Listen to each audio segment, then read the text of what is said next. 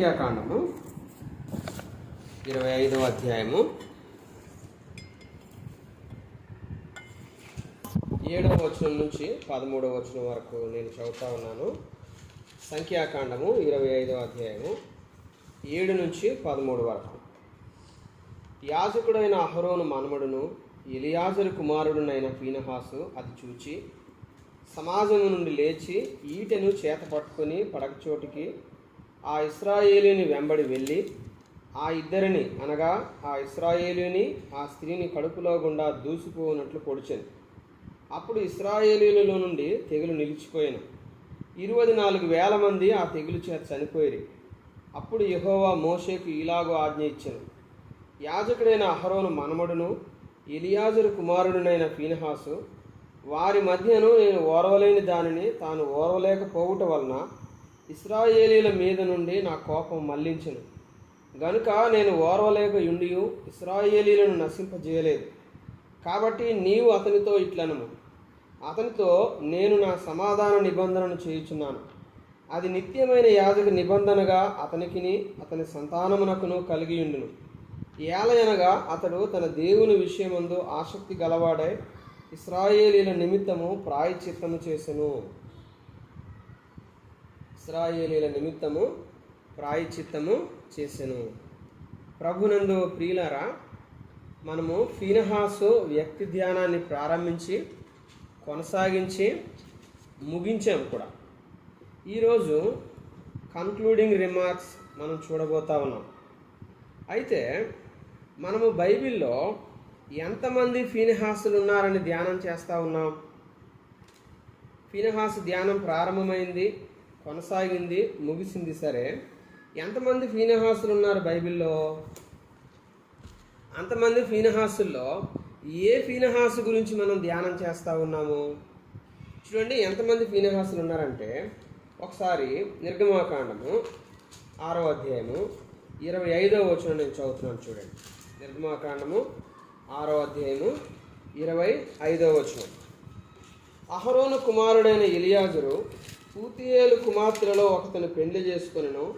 ఆమె అతనికి ఫీనెహాసును కనెను. ఇక్కడ ఒక ఫీనెహాసు కనిపిస్తూ ఉన్నాడు. ఎవరి ఫీనెహాసు? ఎలియాజరు కుమారుడైనటువంటి ఫీనెహాసు. ఎవరి ఫీనెహాసు? ఎలియాజరు కుమారుడైనటువంటి ఫీనెహాసు. ఇతను మొదటి ఫీనెహాసు. రెండో ఫీనెహాసు కూడా కనిపిస్తాడు. చూడండి, సమూయేలు రాసినటువంటి మొదటి గ్రంథము, సమూయేలు రాసినటువంటి మొదటి గ్రంథము 1వ అధ్యాయము 3వ వచనం నేను చదువుతున్నాను. ఇతడు షిలోహునందున్న సైన్యములకు అధిపతియగు యెహోవాకు మ్రొక్కుటకును బలి అర్పించుటకును ఏటేటా తన పట్టణము విడిచి అచ్చటికి పోచుండెను. ఆ కాలమున ఏలీ యొక్క 2 కుమారులకు హోప్ని ఫీనెహాసులు. ఎవరి కుమారులటైనా? ఏలీ కుమారుడైనటువంటి ఫీనెహాసు. మొదటి ఫీనెహాసు ఏమో ఎలియాజరు కుమారుడైన ఫీనెహాసు. రెండవ ఫీనెహాసు ఏమో ఏలీ కుమారుడైన ఫీనెహాసు.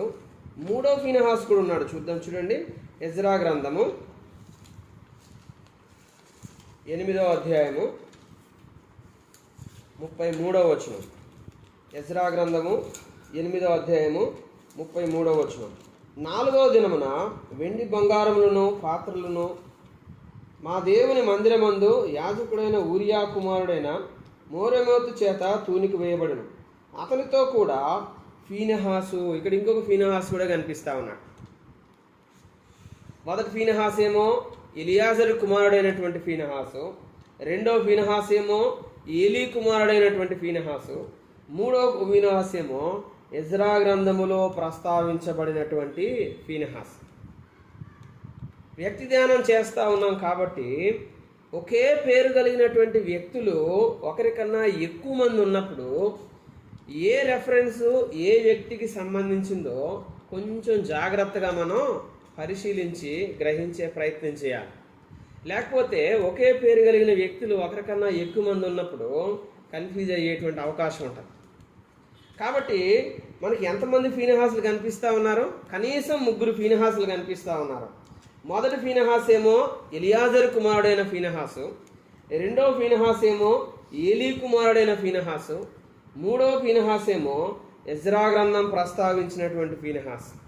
ఒక బైబిల్ పండితుడు ఏమని చెప్పాడంటే, మొదటి ఫీనెహాస్ అట గుడ్ ఫీనెహాస్ అట, రెండో ఫీనెహాస్ అట బ్యాడ్ ఫీనెహాస్ అట, మూడో ఫీనెహాస్ అట అన్నోన్ ఫీనెహాస్ అట. అంటే మొదటి ఫీనెహాస్ మంచి ఫీనెహాస్ అనమాట, అంటే మంచి జీవిత మంచి పరిచర్య కలిగినవాడు. రెండో ఫీనెహాస్కి మంచి జీవితం లేదు, మంచి పరిచర్య కూడా లేదు, అంతా చెడు జీవితమే ఉంది, చెడు పరిచర్య ఉంది. మూడో ఫీనెహాసు మనకు ఏమీ తెలియనటువంటి ఫీనెహాస్, ఆయన గురించి మనకు వివరాలు ఏమీ తెలియదు. కాబట్టి ఎంతమంది ఫీనెహాసులు ఉన్నారు? ముగ్గురు ఫీనెహాసులు. మంచి జీవితము పరిచర్య కలిగిన ఫీనెహాసు, చెడ్డ జీవితము పరిచర్య కలిగినటువంటి ఫీనెహాసు, ఏ వివరం కూడా తెలియనటువంటి ఫీనెహాసు. ఇంతకీ ముగ్గురు ఫీనెహాసుల్లో ఏ ఫీనెహాసు గురించి మనం ధ్యానం చేస్తా ఉన్నాం? ఎలియాజరు కుమారుడైనటువంటి ఫీనెహాసు. అంటే మంచి జీవితము పరిచర్య కలిగినటువంటి ఎలియాజరు కుమారుడైనటువంటి ఫీనెహాసు గురించి మనం ధ్యానిస్తా ఉన్నాం. ఈ ఎలియాజరు కుమారుడైన ఫీనెహాసు గురించి బైబిల్లో ఎక్కడెక్కడ రాయబడింది? ఒకటి, ఎంతమంది ఫీనెహాసులు ఉన్నారో మనం మొదట చూసాము. అందులో ఏ ఫీనెహాసు గురించి మనం ధ్యానం చేస్తూ ఉన్నామో అది కూడా మనం గ్రహింపులోకి తెచ్చుకున్నాం. ఇప్పుడు ఎవరి గురించి అయితే ధ్యానం చేస్తూ ఉన్నామో వాళ్ళ గురించి, అంటే ఎక్కడెక్కడ రాయబడింది అన్నది మనం మొదట పట్టుకోవాలి. ఎక్కడెక్కడ రాయబడింది? ఒక రెఫరెన్స్ ఆల్రెడీ చూసాం కదా, నిర్గమాకాండం 6వ అధ్యాయము 25వ వచనంలో మొదటిసారిగా ఆ ఫీనెహాసు గురించి రాయబడింది. నిర్గమాకాండం తర్వాత సంఖ్యాకాండంలో కూడా ఆ ఫీనెహాసు గురించి రాయబడింది. అది మనం మొదటైనా చదువుకున్నాం, సంఖ్యాకాండం 25 అధ్యాయంలో. సంఖ్యాకాండం 25 అధ్యాయంలో మాత్రమే కాదు, 31వ అధ్యాయంలో కూడా ఫీనెహాసు గురించి రాయబడింది. చూడండి, సంఖ్యాకాండము 31వ అధ్యాయము 6వ వచనం నేను చదువుతున్నాను. చూడండి, సంఖ్యాకాండం 31:6. మోషే వారిని, అనగా ప్రతి గోత్రము నుండి 1000 మందిని యాజకుడకు ఎలియాజరు కుమారుడైన ఫీనెహాసును పంపెను. ఫీనెహాసును, ఏ ఫీనెహాసీనా? ఎలియాజరు కుమారుడైన ఫీనెహాస్. అంటే ఫీనెహాసు గురించి మొదటగా నిర్గమాకాండంలో రాయబడింది, రెండవదిగా సంఖ్యాకాండంలో 3 చోట్ల రాయబడింది, మూడవదిగా చూడండి యెహోషువ గ్రంథం. యెహోషువ గ్రంథం 22వ అధ్యాయం 13వ వచనం నేను చదువుతున్నాను. చూడండి, 22వ అధ్యాయము 13వ వచనం. ఇశ్రాయేలీలు గిలాదులోనున్న రూబేనీయుల యొద్దకును గాదీయుల యొద్దకును మనస్సే అర్ధగోత్రపు వారి యొద్దకును యాజకుడు ఎలియాజరు కుమారుడైన ఫీనెహాసును పంపిరి. అంటే ఇక్కడ ఇంకొక ఫీనెహాస్ కూడా కనిపిస్తా ఉన్నాం కదా, ఇంకొక రెఫరెన్స్ కూడా కనిపిస్తా ఉన్నాం ఫీనెహాస్ గురించి. ఎలియాజరు కుమారుడైన ఫీనెహాస్ గురించి, మంచి జీవితము మంచి పరిచర్య కలిగిన ఫీనెహాస్ గురించి ఎక్కడెక్కడ రాయబడి వస్తూ ఉంది? 1 నిర్గమాకాండంలో రాయబడింది, 2 సంఖ్యాకాండంలో రాయబడింది, 3 యెహోషువ గ్రంథంలో కూడా రాయబడింది. 22వ అధ్యాయంలో యెహోషువ గ్రంథంలో ఈ ఫీనెహాసు గురించిన ప్రస్తావన గమనిస్తాం. 24వ అధ్యాయం చూడండి, ఇదే యెహోషువ గ్రంథం 24వ అధ్యాయము 33వ వచనం. మరియు అహరోను కుమారుడైన ఎలియాజరు మృతి నొందినప్పుడు ఎఫ్రాయిమీల మన్య ప్రదేశంలో అతని కుమారుడైన ఫీనెహాసునకు ఇయ్యబడిన ఫీనెహాసు గిరిలో జనులు అతని పాతిపెట్టిరి. అంటే చూడండి, యెహోషువ గ్రంథంలో ఇక్కడ కూడా రాయబడింది, నిర్గమాకాండంలో రాయబడింది, సంఖ్యాకాండంలో రాయబడింది, యెహోషువ గ్రంథంలో రాయబడింది, న్యాయాధిపతుల గ్రంథంలో కూడా రాయబడింది. చూడండి, న్యాయాధిపతుల గ్రంథం 20వ అధ్యాయము 28వ వచనం నేను చదువుతున్నాను. 20వ అధ్యాయము 28వ వచనం.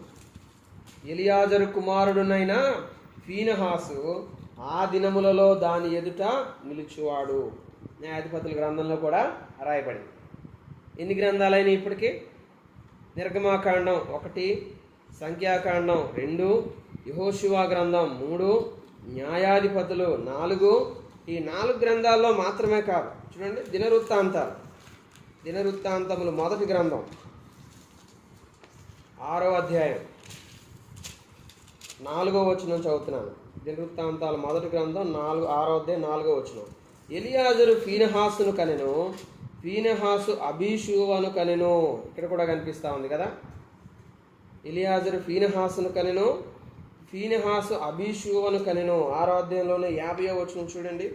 అహరోను కుమారులలో ఎలియాజరు అని ఒకడుండెను, వీని కుమారుడు ఫీనెహాసు, ఫీనెహాసు కుమారుడు అబీషూవా. ఇదే దినవృత్తాంతాలు 9వ అధ్యాయము 20వ వచనం చూడండి.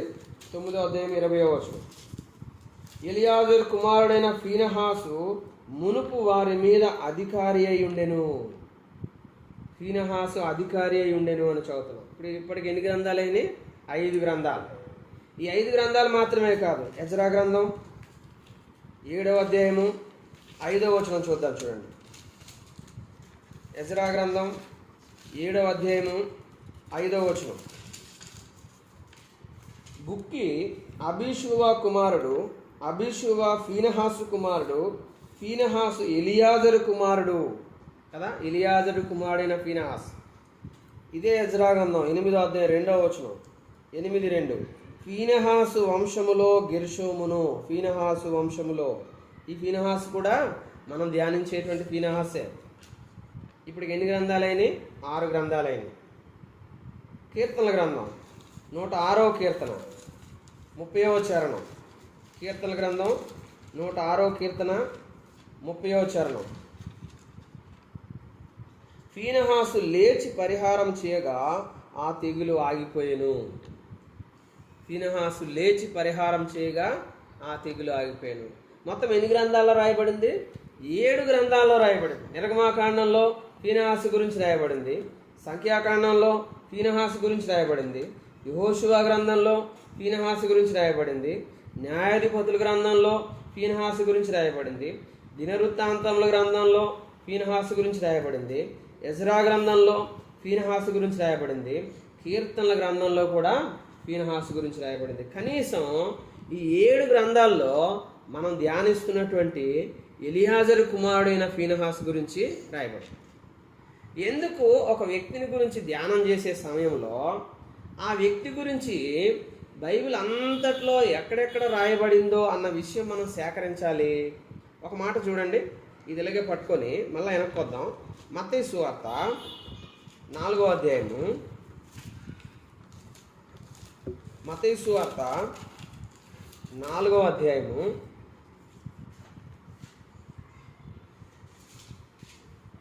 6వ వచనం చూడండి. మత్తయి సువార్త 4:6. నీవు దేవుని కుమారుడవైతే క్రిందికి దుముకుము, ఆయన నిన్ను గూర్చి తన దూతలకు ఆజ్ఞాపించును, నీ పాదం ఎప్పుడైనను రాతికి తగలకుండా వారు నిన్ను చేతులతో ఎత్తుకొందురు అని ఏమనుందట? రాయబడి ఉన్నది. సాతానుడు మన ప్రభు అయిన యేసుక్రీస్తు వారికి బైబిల్లో రాయబడినటువంటి ఒక వచనాన్ని ఎత్తి మాట్లాడుతూ ఉన్నాడు, రాయబడి ఉంది అని. అప్పుడు మన ప్రభు అయిన యేసుక్రీస్తు వారు ఏమని సమాధానం ఇస్తున్నారు? కింద వచనం చూడండి, 7వ వచనం. అందుకు యేసు, ప్రభు అయిన నీ దేవుని శోధింపవలదని, తర్వాత ఏమనుంది? మరి ఒక చోట రాయబడి ఉంది. It is written, it is also written. రాయబడి ఉంది, మరి ఒక చోట రాయబడి ఉంది. కేవలం ఒక చోట రాయబడిన సంగతిని మాత్రమే నువ్వు ధ్యానం చేసి ఒక నిర్ణయానికి వచ్చావనుకోండి, అది సగం సత్యం మాత్రమే. సంపూర్ణమైన సత్యం అంటే ఏంటి? ప్రభు అయిన యేసుక్రీస్తు వారు రాయబడింది మాత్రమే కాదు, మరి ఒక చోట రాయబడింది కూడా ధ్యానం చేసి రెండు కలిపి సమగ్రంగా గ్రహిస్తా ఉన్నారు ఆయన సంగతి కదా. సాతానుడు నిన్ను నన్ను శోధించే విధానం అలాగే ఉంటుంది. బైబిల్లో ఒక చిన్న వచనం మనం తీసుకుంటాం, ఇది బైబిల్లో రాయబడి ఉంది కదా అని ఆ వచనం లేదా ఆ ప్యాసేజ్ లేదా ఆ అధ్యాయాన్ని ఆధారంగా చేసుకుని ఒక కన్క్లూజన్కి వస్తాం. అది చాలా ప్రమాదం. అది సాతానుడు మనల్ని శోధిస్తాడు కూడా అలాగే. అయితే ఒక చిన్న వచనం, ఒక చిన్న ప్యాసేజ్, ఒక చిన్న అధ్యాయాన్ని పట్టుకొని ఒక సమగ్రమైనటువంటి ధ్యానం చేయకుండా ఒక నిర్ణయానికి లేదా ఒక కన్క్లూజన్కి రాకూడదు. ప్రభు యేసుక్రీస్తు వారు ఎలాంటి కన్క్లూజన్కి వస్తున్నారు? అవును రాయబడి ఉంది, అయితే ఏమంటున్నారు ఆయన? మరి ఒక చోట కూడా రాయబడి ఉంది. ఆ రెండు తెచ్చి ఏం చేస్తా ఉన్నారు? ఆయన కలుపుతా ఉన్నారు. ఫీనెహాసు గురించి వ్యక్తి ధ్యానం చేసేటువంటి నువ్వు నేను కూడా 1-2 వచనాలు పట్టుకొని ఒక కన్క్లూజన్కి వచ్చామనుకోండి, సగం సత్యం మాత్రమే గ్రహించిన వారం అవుతాం. సంపూర్ణమైన సత్యం గ్రహించాలంటే ఏం చేయాలి? మన ప్రభు అయిన యేసుక్రీస్తు వారు ఎలాగైతే మరి ఒక చోట కూడా రాయబడిన దాన్ని తీసుకొచ్చి ఈ మొదటి రాయబడిన దానికి కలిపి సమగ్రముగా అంటే కంప్లీట్ అండర్స్టాండింగ్ వైపు ఎలా సాగారో అలా సాగేటువంటి ప్రయత్నం చేయాలి. యెషయా గ్రంథంలో ఇంకొక మాట చూద్దాం, చూడండి, చూసి ఫీనెహాసు వైపు వెళ్ళిపోదాం. యెషయా గ్రంథము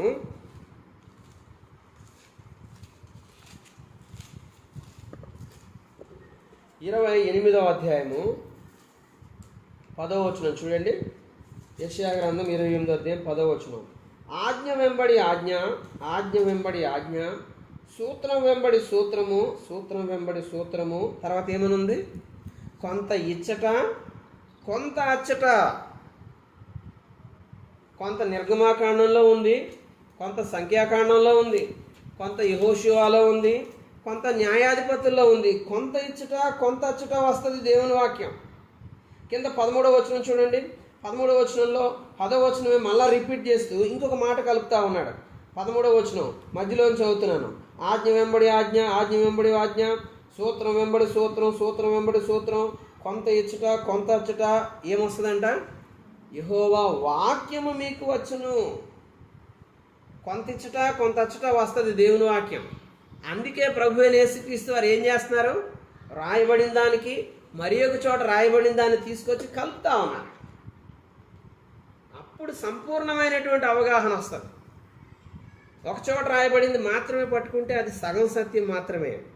అన్ని చోట్ల రాయబడింది కలిపి అర్థం చేసుకుంటే అది సంపూర్ణమైన సత్యం, అదే నిజమైనటువంటి సత్యం. మరి అన్ని చోట్ల రాయబడిన సంగతులు నాకు ఎలా తెలుస్తాయి? ఇది ప్రాక్టికల్ క్వశ్చన్ కదా. ఫీనెహాసు గురించి మరొక చోట ఎక్కడ రాయబడింది నాకు ఎలా తెలుస్తుంది? ఫీనెహాసు గురించి 66 గ్రంథాల్లో ఎక్కడెక్కడ రాయబడిందో నాకు ఎలా తెలుస్తుంది? ఎలా తెలుస్తుంది అంటే, ఒకటి, ఆదికాండం నుంచి ప్రకటన వరకు చదువుకుంటూ వెళ్ళాలి. అది చాలా కష్టమైనటువంటి పని. రెండవ పని, సులభమైన పని ఏంటంటే పద కోసం పట్టుకోవాలి. బైబిల్ పద కోసం, బైబిల్ పద కోసం పట్టుకుని అందులో నీకు ఆల్ఫాబెటికల్ ఆర్డర్లో ఇస్తాడు. ఫీనెహాస్ అన్న పదం దగ్గరికి వస్తే ఎంతమంది ఫీనెహాసులు ఉన్నారు, ఆ ఫీనెహాసుల గురించి ఎక్కడెక్కడ రాయబడింది అన్న విషయాలు ఇస్తాడు. పద కోసం కొనుక్కోవాలి. వ్యక్తిదానం చేయాలని ఉందా? ఆ వ్యక్తిదానంలో కూడా కొంత ఇచ్చట కొంత అచ్చట దేవుని వాక్యం ఇస్తా ఉన్నాడు. ఆ ఇవ్వబడిన అన్ని వాక్యాలను పోగేసుకుని ధ్యానం చేయాలని ఉందా? ప్రభు అయిన యేసుక్రీస్తు వారిలాగా ఇదిగో రాయబడింది మాత్రమే కాదు, మరి ఒక చోట రాయబడింది కూడా తెచ్చి కలిపి సంపూర్ణమైన సత్యాన్ని ధ్యానం చేయాలనుందా? పద కోసం కొనుక్కో. వాక్య ధ్యానం చేసే వాళ్ళకి బైబిల్ మాత్రమే కాదు, బైబిల్కి సహకరించే పుస్తకాలు కూడా ఉండాలి. మన్నాను ఏరుకోవడానికి వట్టి చేతులతో వెళ్తే కుదరదు. చేత్తో మన్నాను ఏరుకుని ఒక పాత్ర తీసుకెళ్ళాలన్నాడు కదా. ఏంటా పాత్ర? ఉమేరు పట్టేటువంటి పాత్ర. మన్నా దేవుడు కురిపిస్తాడు. కురిపించినటువంటి మన్నాను ఏరుకోవడానికి నీ చేతిలో ఒక పాత్ర ఉండాలి కదా. ప్రతి ఇంటి వారికి ఇంటి యజమాని ఆ పాత్ర పట్టుకొని వెళ్ళి తన కోసం, తన ఇంటి వారి కోసం ఆ పాత్ర నిండుగా కూర్చుకోవాలి. నీకు వ్యక్తిగతంగా బైబిల్ ఉండాలి, వ్యక్తిగతంగా కీర్తన పుస్తకం ఉండాలి, వ్యక్తిగతంగా బైబిల్ నిఘంటు ఉండాలి, వ్యక్తిగతంగా బైబిల్ వ్యాఖ్యానం ఉండాలి, వ్యక్తిగతంగా బైబిల్ పద కోసం. ఎంత లిటరేచర్ అవైలబుల్గా ఉంటే అంత లిటరేచర్ నువ్వు కొనుక్కోవాలి. డబ్బులు ఎక్కడి నుంచి వస్తాయన్నా? ఒక పుట్టినరోజులకు ఖర్చు పెట్టే డబ్బులన్నీ బైబిల్ పుస్తకాలు కొనుక్కోవడానికి ఖర్చు పెట్టు. పుట్టినరోజు మానే ఒక సంవత్సరం. మోకాళ్ళు వేసి ప్రార్థన చేయి, ప్రభువా ఈ సంవత్సరం నేను పుట్టినరోజు మానేస్తా ఉన్నాను, ఎందుకంటే బైబిల్కి సంబంధించిన పుస్తకాలు నేను కొనుక్కుంటాను. బైబిల్లో ఉండేటువంటి నీ సంగతులు ధ్యానం చేసి, కొంతమంది సహోదరులు ప్రార్థనాపూర్వకంగా ధ్యానం చేసి బైబిల్ లిటరేచర్ను రాసి వాళ్ళు తక్కువ ధరకు అమ్ముతా ఉన్నారు. అవి నేను కొనుక్కోవాలనుకుంటున్నాను, అందుకే పుట్టినరోజు మానేస్తా ఉన్నానని ప్రార్థన చేయి. దేవుడు నేను ఏం చేస్తాడు? నిండుగా దీవిస్తాడు. కథ కోసం పట్టుకుంటే ఈ రెఫరెన్స్ అన్నీ దొరికినాయి. రెఫరెన్స్ దొరికిన తర్వాత మళ్ళీ పరీక్షించాలి. 3 ఫీనెహాసులు ఉన్నారు. ఏ ఫీనెహాస్కి ఏ రెఫరెన్స్ ఇవ్వబడింది ఆ వివరణ కూడా ఇచ్చే పద కోసం పట్టుకోవాలి. ఏదో గుడ్డిగా రెఫరెన్స్ ఇచ్చే పద కోసం కాదు. కాబట్టి మనం ఏ ఫీనెహాసు గురించి ధ్యానం చేస్తూ ఉన్నాం? ఎలియాజరు కుమారుడైన ఫీనెహాసు గురించి. ఈ ఫీనెహాసు గురించి ఎక్కడెక్కడ రాయబడింది? దాదాపుగా 7 గ్రంథాల్లో రాయబడింది. కాబట్టి 7 గ్రంథాల విషయాలు అందించాలంటే ఎంత సమయం కావాలి? కనీసం ఒక 2-3 ప్రసంగాలు అవుతాయి. అయితే నేను ఒక 2-3 గ్రంథాల్లో సంగతులు చెప్పి మిగిలిన మీకు నోట్స్ ఇచ్చే ప్రయత్నం చేస్తాను. చూద్దాం. చూడండి, మొదటిగా ఈ ఎలియాజరు కుమారుడైన ఫీనెహాసును గురించి మనం ధ్యానిస్తూ ఉన్నాము అని మనం ఒక నిర్ధారణకు వచ్చాం. ఈ ఫీనెహాసు గురించి 7 గ్రంథాల్లో రాయబడింది అని ఒక నిర్ధారణకు వచ్చాం. అసలు ఈ ఫీనెహాస్ అంటే అర్థం ఏంటి కదా? ఫీనెహాస్ అంటే అర్థం ఏంటంటే 2 రకాల అర్థాలు చెప్తా ఉన్నారు. బైబిల్ నిఘంటువు చూస్తే మనకు అర్థమవుతారు. 2 రకాల అర్థాలు ఉన్నాయి. మొదటి అర్థం ఏంటంటే ఫీనెహాసు అంటే కంచు వర్ణం గలవాడు అని అర్థమట. ఫీనెహాస్ అన్న పేరుకి కంచు వర్ణం గలవాడు లేదా ముదురు వర్ణం గలవాడు అంటే డార్క్ కలర్డ్ వన్ అనమాట. అంటే ఫీనెహాస్ అన్న పేరుకి ఆ పేరు యొక్క అర్థము డార్క్ కలర్డ్ వన్, కంచు వర్ణము లేదా ముదురు వర్ణము లేదా నల్లని చర్మం కలవాడు అని అర్థం. ఆ పేరుకి ఆ అర్థం అదే. అయితే ఆ అర్థం అలా రావడానికి కారణం ఏమంటున్నారంటే వీళ్ళు ఐగుప్తులో ఏ పని చేసేవాళ్ళు? వెట్టి చాకిరీ చేస్తూ ఉన్నారు. ఆ వెట్టి చాకిరీ కూడా ఏ చాకిరీ? ఇటుకలు తయారు చేయటం. 400 పైచిలుకు సంవత్సరాలు ఇనప కొలిమి లాంటి ఆ శ్రమలో, ఆ వెట్టి చాకిరిలో నలిగిపోయినటువంటి జీవితాలతో ఉన్నారు. అందుకే వాళ్ళ చర్మాలు ఏమైపోయినాయి, వాళ్ళ రంగులు ఏమైపోయినాయి, వాళ్ళ యొక్క సొగసు స్వరూపం ఏమైపోయింది. బహుశా ఆ వెట్టి చాకిరిలో ఉండేటువంటి ఆ పరిస్థితుల మధ్య వాళ్ళ చర్మం యొక్క రంగు అలా ఉంది కాబట్టి అతడికి ఆ పేరు వచ్చింది అని కొంతమంది చెప్తున్నారు. అయితే రెండో పేరు కూడా ఉంది, రెండో అర్థం కూడా ఉంది. రెండో అర్థం ఏంటి? మనం ఇందాక సంఖ్యాకాండం 25 వచనంలో ఒక వచన భాగం చదువుకున్నాం కదా. ఇశ్రాయేలీయుల మీదకి తెగులు వచ్చి పడినప్పుడు ఆ తెగులు నుంచి ఫీనెహాసు వారిని ఏం చేశాడు? సంరక్షించాడు. ఆ తెగులు నుంచి వారిని సంరక్షించిన వాడు కాబట్టి సంరక్షకుడు అనేటువంటి అర్థం కూడా చెప్పారు. మొదటి అర్థమేమో పేరును బట్టి, రెండవ అర్థమేమో పరిచర్యను బట్టి. పేరును బట్టి వచ్చిన అర్థం సరిగా లేకపోయినా పర్లేదు, కానీ పరిచర్యను బట్టి వచ్చిన అర్థం ఎలా ఉంది? చాలా మంచి అర్థం ఉంది కదా. కొంతమంది పేరు చాలా బాగుంటుంది, క్రైస్తవ పేరే, కానీ పరిచర్య అస్సలు బాగోదు. నీ పేరేం పేరు? నీ పేరు యొక్క అర్థం ఏంటి? నీ పేరు అర్థం ఎలా ఉన్నా పర్లేదు. నీ పేరు క్రైస్తవేతర పేర్లున్నా ఏ ప్రాబ్లం లేదు. కొంతమంది పేరు మార్చాలని వచ్చే వాళ్ళు ఉన్నారు. కానీ పరిచర్య, నువ్వు చేస్తున్న పరిచర్య ఎలాంటి అర్థంతో ఉంది కదా, అది చాలా ముఖ్యమైనది. ఫీనెహాసులో అది గమనిస్తూ ఉన్నాం మనం. ఫీనెహాసుకి తన పేరు గురించి ఎప్పుడైనా ఆలోచన చేసే ఆలోచన వచ్చి ఉండదా? నా పేరేంటి, ఇలాంటి పేరు పెట్టారు? నల్లని చర్మం కలిగినోడు, ముదురు చర్మం కలిగినోడు, కంచు వర్ణం కలిగినోడు, నా పేరు మార్చేసుకుంటాను అనుకోలేదు. ఏం మార్చుకోవాలనుకున్నాడు? పేరుతో ఏముండదండి, తీరుతోనే ఉంటుంది అంతా. నీ తీరు ఎలా ఉందన్నదే ముఖ్యం, పేరు కాదు. నీ పేరు బైబిల్లో ఉన్న పేరు పెట్టుకున్నా, బైబిల్లో లేని పేరు పెట్టుకున్నా, నీ పేరు క్రైస్తవ్యంలో పేరు పెట్టుకున్నా, క్రైస్తవేతలో పేరు పెట్టుకున్నా, పేరు మార్పులో ఏమీ లేదు, నీ తీరు మార్పులోనే ఉంది. నీ తీరు మారలేదనుకోండి, నువ్వు ఏ పేరు పెట్టుకున్నా ఆ పేరుని బట్టి అవమానం వస్తుంది తప్ప ఘనత రాదు. ఫీనెహాసు తన పేరు ఎప్పుడు మార్చుకోలేదు కదా. ఫీనెహాసుకు గ్రహింపు ఉండే ఉంటుంది నా పేరు యొక్క అర్థం ఇదే అని, కానీ ఎప్పుడు ఆలోచన కూడా చేయలేదు ఫీనెహాసు నా పేరు మార్చుకుంటానని. అమ్మాయి, ఆ పేరు మార్చుకునే ఆలోచన వద్దు, నీ తీరు మార్చుకునే ఆలోచన చేయి. నీ పరిచర్య ద్వారా నీ పేరుకు ఒక అర్థం రావాలి కదా. ఫీనెహాసు పేరుకు అర్థం ఒకటి ఉన్నా కానీ తన పరిచర్య ద్వారా వచ్చినటువంటి అర్థం వేరొకటి ఉంది. సంరక్షకుడు. ఎవరికి సంరక్షకుడు? దేవుని ప్రజలకు సంరక్షకుడు. ఎప్పుడు సంరక్షకుడు? తెగులుతో వాళ్ళు నాశనం అవుతున్నప్పుడు సంరక్షకుడు. చూడండి, నశించేటువంటి దేవుని ప్రజలను సంరక్షించేటువంటి సంరక్షకుడు. అడ్డదిగల సంఘంలో, శ్రీకాకుళం సంఘంలో, షేక్పేట సంఘంలో దేవుని పిల్లలు ఉన్నారు. నశించేటువంటి స్థితిలో ఉన్నప్పుడు సంరక్షకునిగా నువ్వు ఉంటే నువ్వు ఫీనెహాసు పరిచర్య ద్వారా పేరు పొందినట్టుగా నువ్వు పేరు పొందుతావు.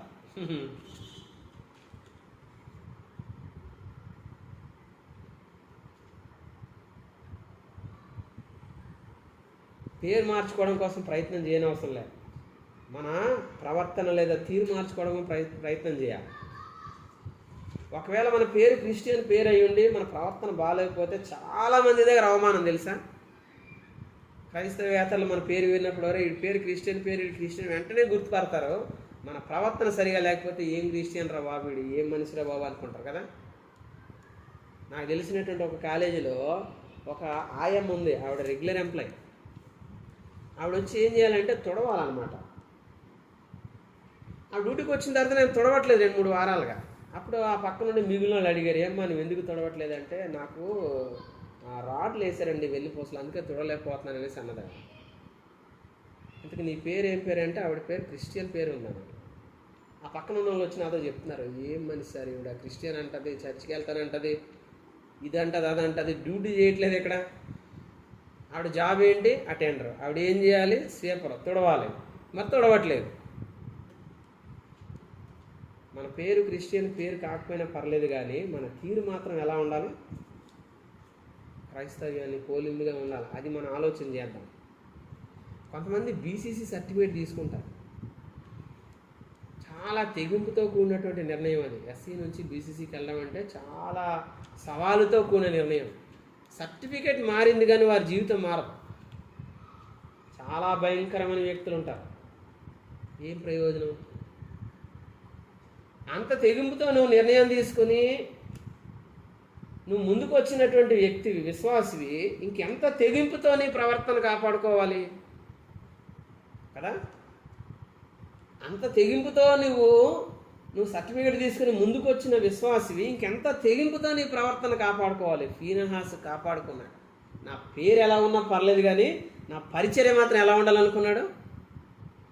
మంచి ఘనతకు తెచ్చేదిగా ఉండాలనుకున్నా. నా పేరు నేను మార్చుకోను, కానీ నా పరిచర్య ద్వారా నేను ఘనత సాధించాలి. ముందుకు సాగిపోదాం. ఫీనహాసుని గురించినటువంటి కుటుంబ వివరాలు మనకు కొన్ని ఇవ్వబడ్డాయి, ఎక్కువ ఇవ్వలేదు. ఫీనహాసు తండ్రి పేరు ఏం పేరు? ఎలియాజరు. ఫీనహాసు తల్లి పేరు, పూర్తి పేరు మనకు దొరకలేదు. ఫీనహాసు తల్లి యొక్క తండ్రి పేరు ఇవ్వబడింది పూతియేలు. పూతియేలు కుమార్తెలలో ఒకతే. ఫీనహాసు కొడుకు పేరు కూడా ఇవ్వబడింది కదా, అబీషువా. ఫీనహాసు యొక్క తాత పేరు అహరోను. ఫీనహాసు యొక్క గోత్రం ఏంటి? లేవి గోత్రం. ఫ్యామిలీ డీటెయిల్స్ చాలా తక్కువ, కుటుంబ వివరాలు చాలా తక్కువ, కానీ పరిచర్య వివరాలు 7 గ్రంథాల్లో ఉన్నాయి. కుటుంబ వివరాలు చాలా చాలా తక్కువ, కానీ పరిచర్య వివరాలు చాలా చాలా ఎక్కువ. కుటుంబం గురించి డబ్బాలు కొట్టుకునేటువంటి సేవకులు ఉన్నారు కదా, మా నాన్నగారిది, మా తాతగారిది, మా ముత్తాతగారిది, మా బంధువర్గం ఇది. ఫీనహాసులు అది లేదు. తన పూర్వీకులు ఎవరో కాదు, తానెవరో అన్నది పరిచర్యలో కనపరుస్తూ ఉన్నాడు ఫీనహాసు. నిజమే, మన తల్లిదండ్రులు, మన తాత ముత్తాతలు గంభీరంగా సేవ చేసిన వారు అయిండొచ్చు, కానీ మనమెవరమో, మనం ఏం చేస్తున్నాం అన్నది చాలా విలువైనది, చాలా ముఖ్యమైనది. అదే నిన్ను నిలబెట్టేది కానీ పడగొట్టేది కానీ. బాప్తిస్మిచ్చి యోహాన్ దగ్గరికి కొంతమందిని పంపించారు.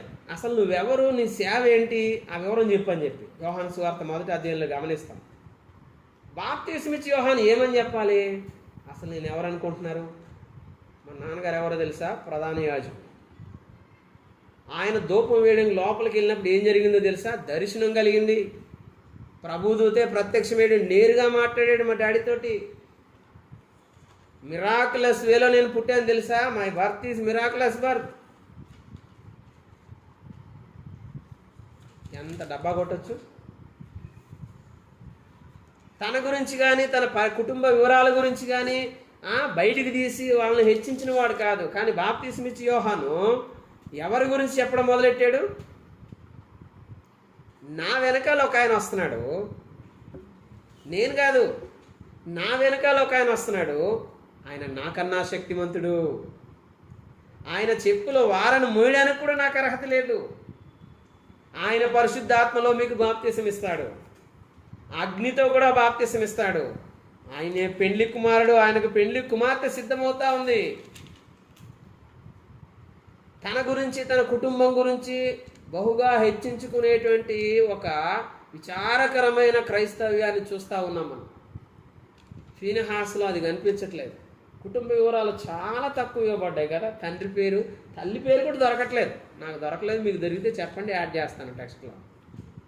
తండ్రి పేరు దొరికింది, తాత పేరు దొరికింది, గోత్రం దొరికింది, కుమారుడు దొరికింది, అంతే. ఇక మిగిలిన వివరాలు చాలా చాలా తక్కువ. కానీ తన పరిచర్య కనిపిస్తూ ఉంది 7 గ్రంథాల్లో చూడండి. 7 గ్రంథాల్లో చూడండి. బాప్తిస్మిచ్చి యోహాను తన గురించి, తన కుటుంబ బ్యాక్గ్రౌండ్ గురించి చెప్పుకున్నవాడు కాదు, చెప్పుకోవడానికి ఉన్నాయి కూడా వివరాలు. తన తండ్రి ప్రధాన యాజకుడు, తన తండ్రికి దర్శనం కలిగింది, ప్రభుదూత నేరుగా మాట్లాడాడు, బహు వృద్ధులైన తర్వాత ఆశ్చర్య రీతిలో జన్మించాడు, ఇవన్నీ చెప్పుకోవచ్చు. కానీ ఏం చెప్తా ఉన్నాడు? నేను కాదు, నా వెనకాల ఒక ఆయన వస్తున్నాడు, ఆయన నాకన్నా శక్తిమంతుడు. ఆయన చెప్పులు మోయడానికి కానీ, చెప్పులకున్న లేస్ కట్టడానికి కానీ నేను అర్హుణ్ణి కాదు.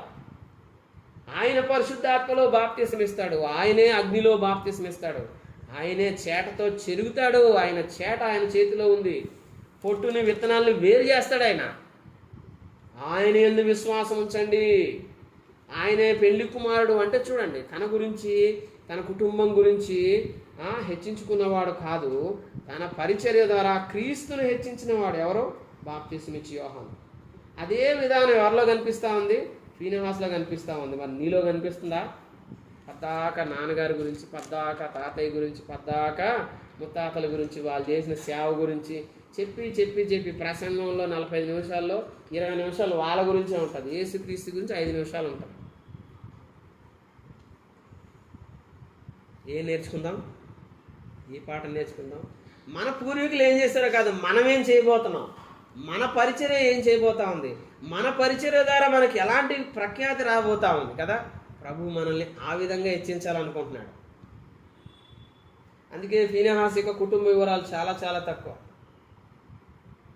ఎంత గంభీరమైన పరిచర్య చేశాడు నోవాహు కదా. ఆ కాలంలో భూలోకమంతా దేవుని సన్నిధిలో చెడిపోయింది. ఒక్క కుటుంబం మాత్రమే దేవునికి నీతిగా జీవిస్తూ ఆయన కొరకు ఎదురు చూసేదిగా ఉంది. ఆ నోవాహు భార్య పేరు ఏం పేరు?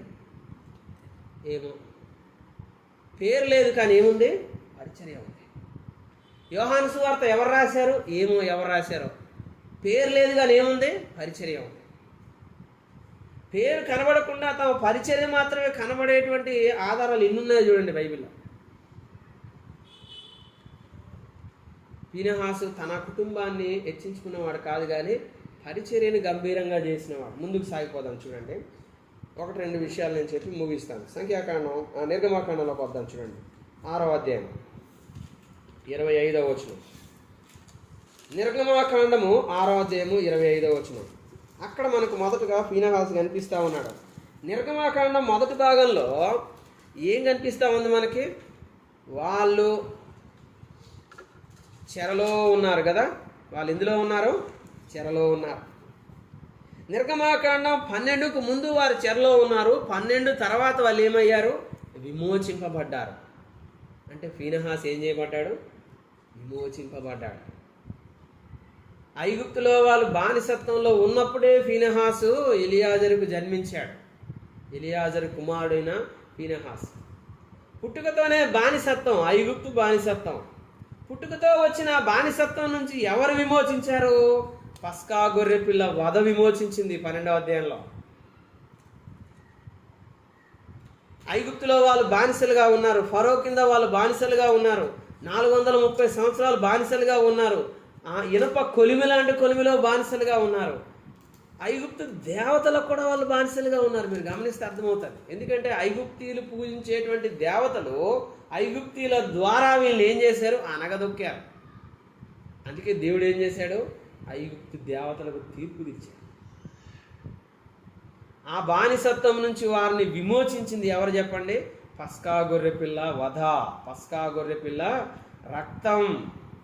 ఒక చిన్న ప్రశ్న. ఫీనెహాసు ఐగుప్తు బానిసత్వంలో ఉన్నాడు పుట్టుకతోనే. నువ్వు కూడా పాపమనే బానిసత్వంలో ఉన్నావు పుట్టుకతోనే. ఎందుకంటే నువ్వు ఆదాములో నుంచే వచ్చావు. పుట్టుకతో వచ్చిన ఈ పాపమనే బానిసత్వం, పాపమనే దాసత్వం నుంచి నిన్ను విమోచించగలిగిన వ్యక్తి ఎవరు చెప్పండి? పస్కా గొర్రెపిల్ల, వధింపబడిన పస్కా గొర్రెపిల్ల. రక్త ప్రోక్షణ ద్వారా మాత్రమే వాళ్ళు ఐగుప్తు నుంచి విమోచింపబడ్డారు. నువ్వు విమోచింపబడ్డావా? పస్కా గొర్రెపిల్ల వధ ద్వారా నువ్వు పాపం అనేటువంటి బానిసత్వము నుంచి విమోచింపబడ్డావా లేదా? ఎన్ని నెలలుగా యూత్ మీటింగ్ కనెక్ట్ అయ్యి వాక్యం వింటా ఉన్నావు? విమోచింపబడ్డావా లేదా? ఎన్ని ఆదివారాలు అడ్డదగ్గర సంఘంలో వాక్యం వింటా ఉన్నావు? పస్కా గొర్రెపిల్ల రక్తం చేత విమోచింపబడ్డావా లేదా? ఎంతకాలం ఇంకా ఐగుప్తు బానిసత్వంలోనే ఉంటావు? ఫీనెహాసును చూడండి, ఐగుప్తు బానిసత్వంలోనే పుట్టాడు, కానీ ఆ బానిసత్వంలోనే చనిపోలేదు. పస్కా గొర్రెపిల్ల చేత విమోచింపబడ్డాడు, ఐగుప్తుని విడిచి వాగ్దాన భూమి వైపు ప్రయాణం ప్రారంభించాడు. ఎప్పుడు ప్రారంభిస్తావు నువ్వు మరి? ఈరోజైనా ఇదిగో క్రీస్తు అనబడే పస్కా గొర్రెపిల్ల నీ నిమిత్తం వధింపబడ్డాడు, తన రక్తాన్ని చిందించాడు. ఆయన రక్తాన్ని నీ దేహం అనే ఇంటి యొక్క ద్వారబంధపు నిలువు అడ్డుకమ్ములకు నువ్వు పూసుకుంటే నువ్వేం చేయబడతావు? విమోచింపబడతావు, విడుదల చేయబడతావు ఐగుప్తు నుంచి. వాగ్దాన భూమికి ప్రయాణం ప్రారంభమవుతుంది. అరణ్య ప్రయాణంలో అనేకమైనటువంటి కార్యాలు చూడగలుగుతావు. అలా విమోచింపబడ్డాడు. ఏ వయసులో విమోచింపబడ్డాడు? ఏమో బాల్యమై ఉండొచ్చు. క్రొనాలజికల్గా అంటే కాల క్రమానుగుణంగా మనం ఫీనెహాసు గురించి ధ్యానం చేస్తే దాదాపుగా బాల్యదశే ఉండొచ్చు అనుకుంటున్నాం. ఒక మాట చూడండి, నిర్గమాకాండంలోనే 10వ అధ్యాయం 8వ వచనం చూడండి. మోషే అహరోనులు ఫరో యొద్దకు మరలా రప్పింపబడగా అతడు, మీరు వెళ్ళి మీ దేవుడైన యెహోవాను సేవించుడి, అందుకు ఎవరెవరు వెళ్ళుదరని వారిని అడిగాను. అందుకు మోషే, మేము యెహోవాకు పండుగ ఆచరింపవలను గనుక ఎవరెవరు వెళ్తామంటున్నాడు? మా కుమారులను కుమార్తెలను, అంటే పెద్దలైనటువంటి మేమే కాదు, ఐగుప్తు నుంచి విమోచింపబడి యెహోవా దేవునికి పండగ ఆచరించేది మా పిల్లలు కూడా రావాలి, వాళ్ళు కూడా పండగ ఆచరించాలి. ఐగుప్తు నుంచి వెళ్ళిపోయేది పెద్దలు మాత్రమే కాదు, పిల్లలు కూడా వెళ్ళాలి. ఐగుప్తు నుంచి బయటికి వెళ్ళిపోయి యెహోవాకు పండగ ఆచరించేది పెద్దలు మాత్రమే కాదు, పిల్లలు కూడా ఆచరించాలి.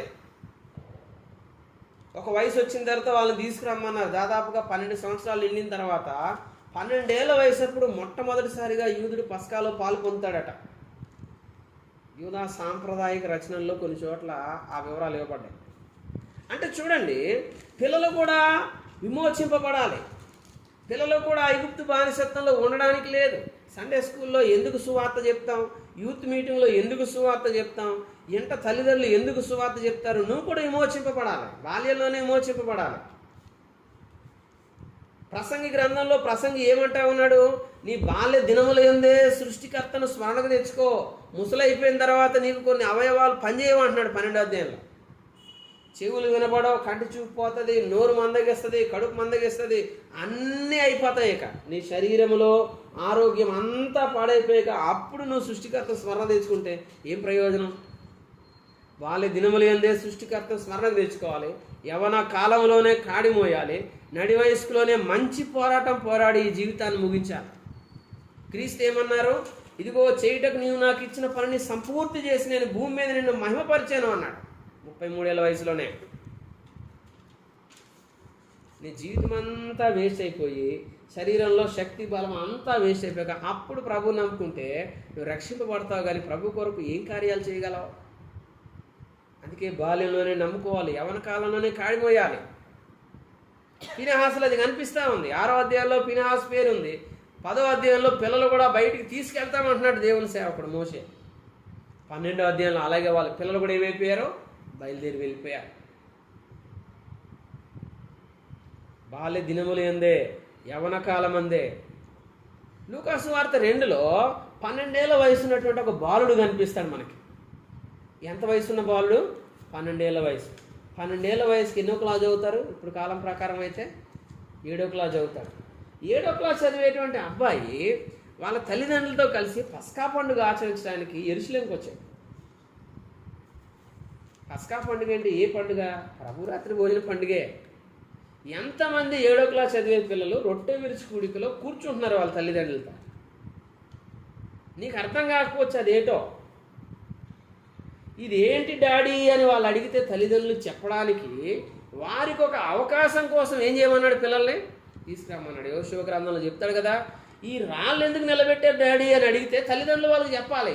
వాళ్ళకు సువార్త చెప్పడానికి అదొక అవకాశం.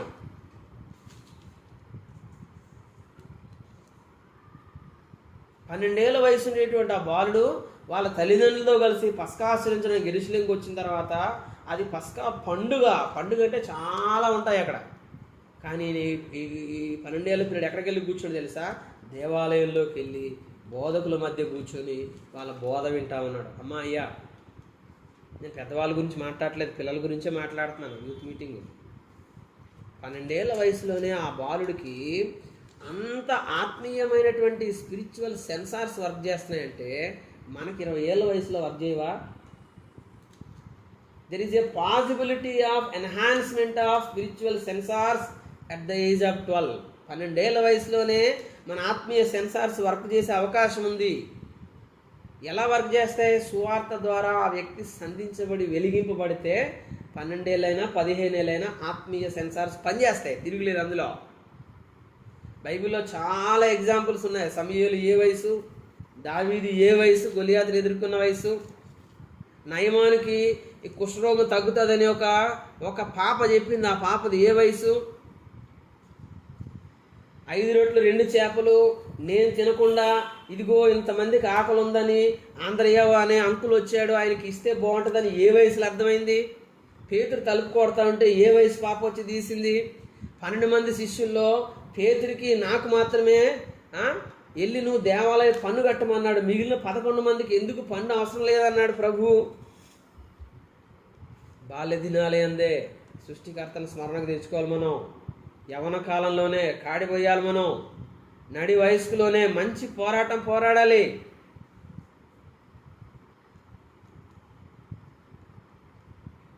ఇన్ని విషయాలు చూసాం మనం. ఓన్లీ నిర్గమకాండం ఒకటే చూసాం మనం. నేను కంక్లూడ్ చేస్తా ఉన్నాను. బైబిల్లో ఎంతమంది ఫీనెహాసులు ఉన్నారు? 3 ఫీనెహాసులు ఉన్నారు. ఆ ఫీనెహాసుల్లో ఏ ఫీనెహాసు గురించి మనం ధ్యానిస్తూ ఉన్నాం? ఎలియాజరు కుమారుడైన ఫీనెహాసు గురించి ధ్యానిస్తూ ఉన్నాం. ఈ ఫీనెహాసు గురించి బైబిల్లో ఎక్కడెక్కడ ఎన్ని గ్రంథాల్లో రాయబడింది? కనీసం 7 గ్రంథాల్లో రాయబడింది. ఈ ఫీనెహాసు అన్న పేరుకి అర్థం ఏంటి? పేరును బట్టి అయితే కంచు వర్ణం గలవాడని, ముదురు వర్ణం గలవాడని, నల్లని చర్మం గలవాడని, నూబియా దేశస్థుని అర్థం ఉంది. కానీ పరిచర్యని బట్టి అయితే సంరక్షకుడు అనేటువంటి అర్థం ఉంది. ఫీనెహాసు కుటుంబ వివరాలు తక్కువగా ఉన్నాయి, కానీ పరిచర్య వివరాలు ఎక్కువగా ఉన్నాయి. ఫీనెహాసు యొక్క పరిచర్య, దాని ఫలితాల్లో మొదటిది మాత్రమే చూసాం. ఫీనెహాసు పేరు బానిసత్వంలో ప్రస్తావించబడింది, కానీ బానిసత్వంలో కొనసాగింపజేయబడలేదు. పస్కా గొర్రె పిల్ల వధ ద్వారా విమోచింపబడ్డాడు ఫీనెహాసు. విమోచన ద్వారానే ఫీనెహాసు యొక్క పరిచర్య ప్రారంభానికి ద్వారం తెరవబడింది. మిగిలిన వివరాలు మనం తర్వాత చూద్దాం. ప్రార్థన చేసుకుందాం.